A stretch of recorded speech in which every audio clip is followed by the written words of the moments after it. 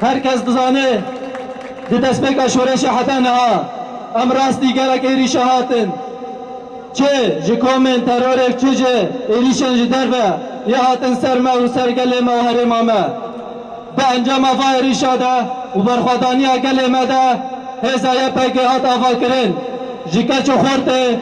Rojavayê Kurdistanê lê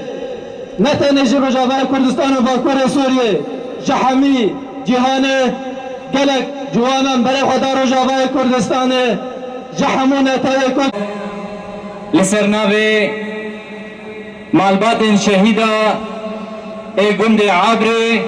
û tevahî gelê Abrê em serî da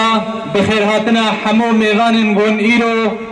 dibin komê Rometê de hazir em bi xêrhatina we dikin bi şexsê şehîd arîn da tevahî şehîdên şoreşa azadiyê bi bîr tînin bejna xwe li ber wa ditewînin ev nîşanên giranbûha ev paya bilindiyê godanî li ser milê me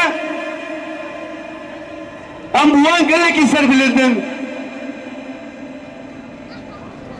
û rasî barekî pir giran e jî